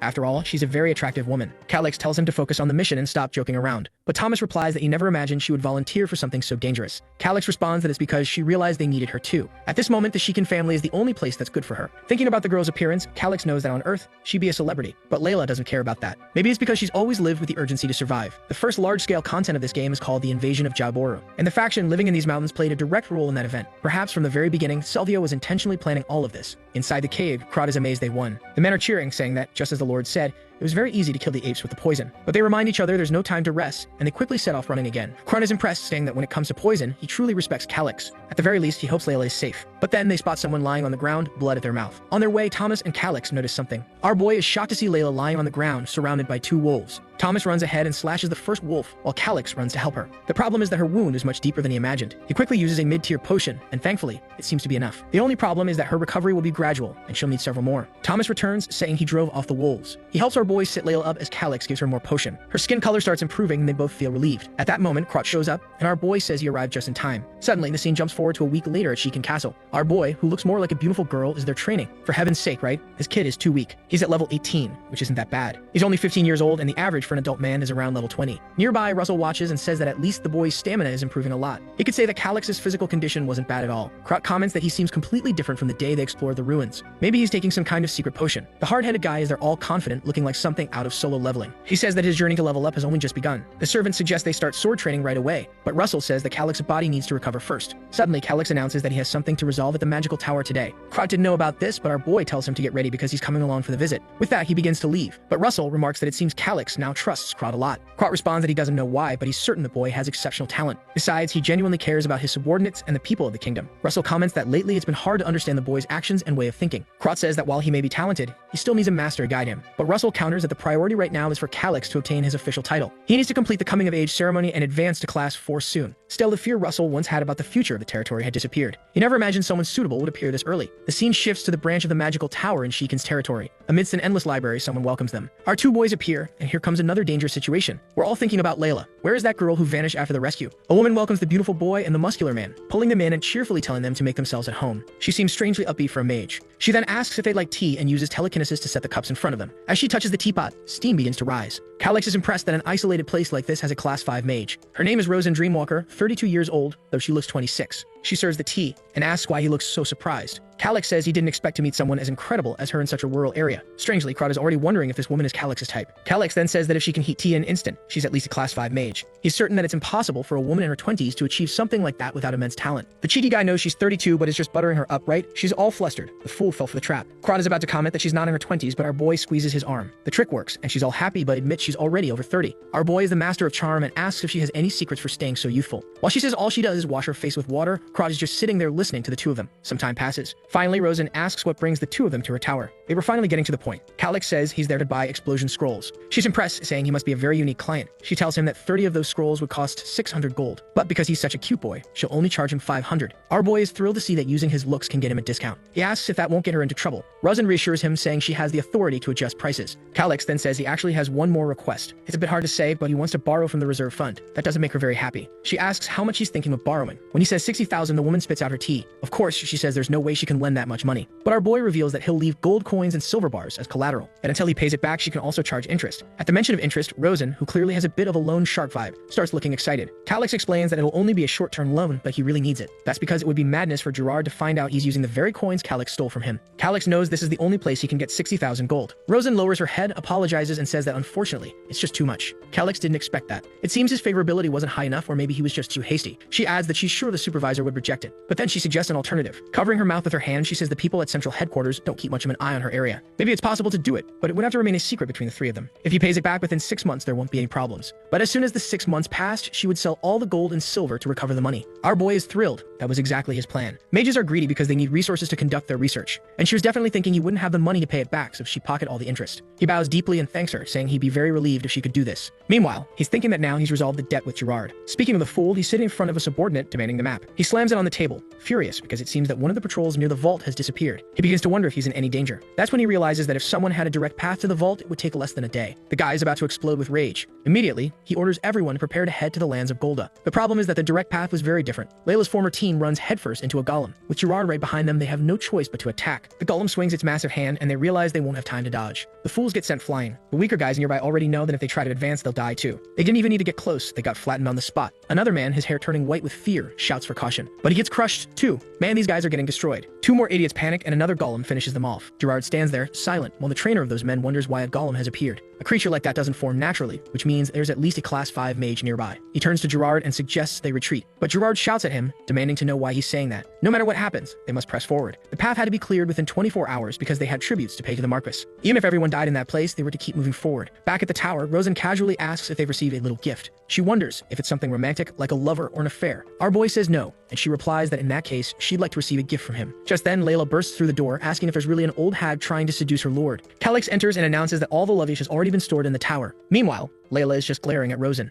Our boy thanks her for the good work and hands her something. He then asks both of them to wait outside. As they leave, Layla asks why the prince was talking to that mage. Krat just whistles, saying he has no idea why. Inside, Rosen is all happy and blushing, saying it's wonderful. Our boy gave her a necklace of golden pearls, and she asks if he's really going to give her something like that. He says it's a token of gratitude for the funds she's preparing for them. This was, of course, the artifact the system had shown him. He tells her not to forget to keep all of this a secret. If they tried to do this the proper way, the paperwork would never be approved. But Calyx knows she's angling for the interest she'd earn on the loan for the magical tower. Rosen reassures him, saying she'll keep that in mind and that he can count on her. She then asks why he wants so many explosion scrolls. Was he preparing for a war? Calyx is impressed by her skill in extracting information. Seriously though, it's a normal question. You bought 30 scrolls that blow everything up. He stands up and says he's not planning anything like that. Those scrolls would only be used for mining. She finds it odd that he used something so expensive just to dig holes. She asks if he's found a gold mine. Calyx is tired of how much information this woman is trying to pull from him. He waves goodbye, saying they'll continue the conversation next time. She looks surprised but smiles, saying she's looking forward to it. Outside, he finally has 60,000 gold in his inventory. With that, all the massive debts of the territory could be paid. He's just anxious to see Gerard's reaction when he finds out his treasures were stolen. While he knows he means nothing to Selvio, it's obvious he won't let the man who ordered his assassination get away with it. They would pay for what they did. Even if they had no idea this had already begun, the revenge wasn't over yet. Back at the golem, the men have wrapped chains around it, trying to pull the creature down. They anchored it to the ground, pulling in all directions until they finally expose its core. One of the men stabs it with a knife, yelling for it to die, and strikes the center of its chest. The core flares up, releasing an explosion as the stones fly in every direction. Man, the squad is in rough shape. Everyone is dead on the ground, swords scattered, bodies collapse. One of the men says they managed to kill the golem, but it costs 60% of their squad. Gerard, however,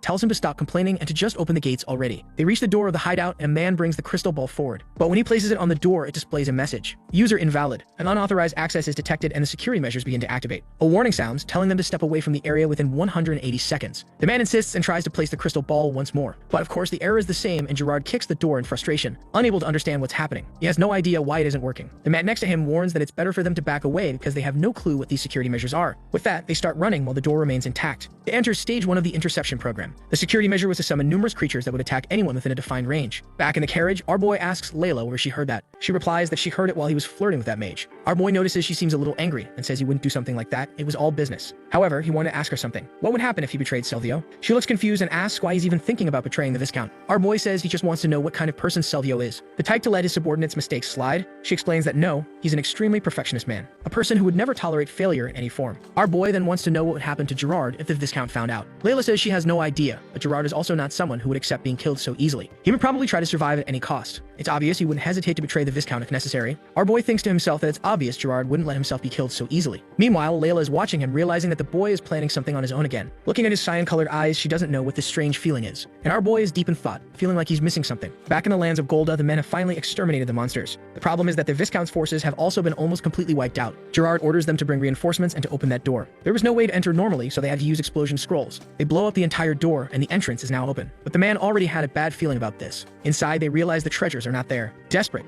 he orders the men to quickly find the silver. Everyone runs around searching. Of course, they won't find anything. One of them eventually finds a scroll on the ground. He opens it, wondering what it is. It's an explosive. Boom! Everyone's sent to the afterlife. When Gerard gets up, he has no idea what just happened. Most of the men who ran off to look for the treasure are now buried under rubble. At that moment, Gerard already knows. With what just happened, they will be executed by Viscount Silvio. It's time to activate an emergency plan. He approaches one of the men and tells him he's always been grateful for his service. Out of nowhere, another man comes from behind and finishes him off. Gerard tells the man not to blame himself because he did everything right. It's just that the secret couldn't leave that place. With that, another one is dead. The friend of the fallen man says that someone named Cape definitely won't stay quiet about this. They probably sense something abnormal in the region and will soon figure everything out. Gerard replies that it doesn't matter. All they can do now is follow the emergency plan. The scene shifts to Viscount Silvio's villa. Gerard is there and the old man says nothing. He just stands there until finally he says he heard the story. Immediately, Gerard throws himself to the ground, banging his head and begs for forgiveness. Silvio says he doesn't care about apologies since results are the only thing that matters. He wants to know where the silver he had saved for the greater cause has gone. Gerard says it must be the work of some tomb raiders. He explains that somehow they must have dug their way in within a day. The man says that doesn't make sense since the security system would have been activated. Not to mention it would take a long time to dig that deep. Gerard lies, saying that most of the silver coins are still there. There's no way a handful of tomb raiders could have stolen everything in such a short span of time. Besides, they're already keeping an eye on all the merchants in the region to see where the precious metals will end up. Once that happens, they'll ambush them. Silver coins aren't something you can take far away very easily. Eventually, whoever stole them will return to sell them. Silvio says he understands and warns that it's best to capture those people as soon as they return. Gerard assures him there's nothing to worry about. It will be done. Silvio goes to a drawer and says they need to apply pressure until these thieves return every last coin. However, something had to happen. Of course, Gerard had received his punishment. The poor man begs to be spared, but the whip comes down on his back. Silvio curses him as a slave bastard and asks if he's really mocking him. Gerard is just there, thinking that somehow he has to endure this hell. Silvio continues whipping him, shouting that the biggest problem is that he lost half of the shadow forces. Something they had been training for so long became useless because of him. After a great deal of affection on Gerard's back, Silvio pauses for a moment. He warns that his complaints are nothing. But if they jeopardize the greater cause, that's a whole different story. He warns that from now on, Gerard no longer has any authority over the shadow forces, and he can only act after receiving permission from him. Gerard, of course, simply replies that he understands. The man then says that they urgently need tribute money now. He orders Gerard to inform the Shikan territory that they will begin the process of confiscating their assets. Even if they don't have much of value, would be enough to help with the tributes. If it's not possible to take anything from Shikan, then Gerard himself would have to sell what he owns to pay the bills. Gerard just says he understands and tells him not to worry. Meanwhile, he's thinking to himself that there's no way he's losing everything he worked so hard to get. Silvio sits back in his chair and reminds him that he hasn't been forgiven. He'll have to find that silver. And if he doesn't, he already knows what will happen. Sweating profusely, Gerard simply replies that he understands and bows deeply. Outside, Gerard's friend asks if he's okay. He hands him a potion and tells him to recover quickly. Gerard drinks it and the man tosses him a cloak saying they need to return to the base soon. However, Gerard wants to know where this Jacoby is. The man responds that Jacoby drank too much, and after the fight, he hasn't been able to do anything. But recently, they added a desert boy who looks like Prince Calix. Gerard scoffs, saying he doesn't like desert folks because of their sunburned skin. However, he wants to know how the rest of the preparations are going. The friend replies that everything will be ready in 3 days. The problem is whether they'll be able to escape easily. The man reassures him, saying not to worry. Half of the squad is dead or injured, and the remaining ones are just low-level thugs, so this was the perfect opportunity. Maybe all these events were a blessing in disguise. After all, the more money they had to build a new life, the better it would be to escape. However, Gerard doesn't look convinced. He believes that the boy from the Shikan family has already won the succession battle easily, so it probably won't be that simple. A few days pass. Krot enters the room and calls for the two of them. He announces that Gerard and Mythos have come to visit. It's probably because of the debts. Russell says it's exactly as the prince had predicted. He tells Krot to accompany the prince to meet with the men. Russell wasn't going to get involved in this anymore because he believed the boy was capable of leading the territory. Krot says he understands. Meanwhile, Gerard, ever the lunatic, looks flushed, saying the boy's physique is improving day by day. But our boy simply replies that he doesn't greet unnecessary people, and that Gerard's arrogant attitude was already testing his patience, so it was better to get straight to the point. Gerard says that if Calix is so eager, he'll be direct too. He opens his arms and announces that the official confiscation would begin. He had determined that the Shikan territory territory wouldn't be able to pay the 60,000 gold, so they would take everything there as collateral for that amount. Our boy asks what Gerard will do if he refuses. With a finger to his nose, Gerard replies that he'll call for a senior official to ensure Calix doesn't escape, and obviously, a forced audit of the territory would happen. Crot insults Gerard, but the man replies that this isn't a time for violence. It's just that he needs to be a bit more assertive in recovering his funds, as much as he also thinks this is the worst case scenario. Our boy says that if Gerard really thinks it's that bad, he should delay the payment even further. Gerard replies that if Calix were a little more sincere, maybe that could happen. At that moment, Crot realizes the man is subtly asking for a bribe, but Calix feels that paying off the debt now would just leave him at a loss. However, to avoid complicating things for now, he decides to stick to the usual script. He announces that he has managed to gather most of the money, so there's no need for him to be sincere at all. Gerard suddenly stands up and demands to know how he gathered 60,000. Our boy asks why he looks so angry and surprised. Was this a good thing? He places the official notes on the table and says all the values are legitimate. Gerard knows that those notes are indeed government issued. But how the hell did this kid manage to gather 60,000 in such a short time? That's when Gerard has the idea to take this money and flee with it. It would be much better than escaping with gold and silver, so maybe this was the perfect chance to go to another country. Calix places a silver bar on the table and asks if Gerard wants to verify it. He explains that he has 32 pieces of these in 420 crates. At that moment, Gerard recognizes those as the very silver bars he had hidden from the Viscount. Now everything starts to make sense. The Viscount thought Gerard was only hoarding a few silver coins and some copper, but Gerard had been secretly using the hidden mines to amass far more resources and stash them away. Now that Calix knows about it, it's hard for Gerard to go against him because he'd be reported to the Viscount. If Selvio discovered this, Gerard would obviously be executed. Calix then tells Gerard they don't need to pretend anymore about what's happening here, and he asks Gerard what he thinks his fate will be. Since Calix is a kind boy, he'll give him two choices. Either he confesses that he was stealing for Selvio and faces punishment, or he betrays the Viscount and flees this place. Gerard is just seething with frustration, while the boy knows that Gerard is completely cornered. To give him a sliver of hope and help the man out, he decides to take action. Calix tells Gerard that he will help him survive if he chooses to flee. This was a very rare opportunity, so he wants to hear Gerard's answer.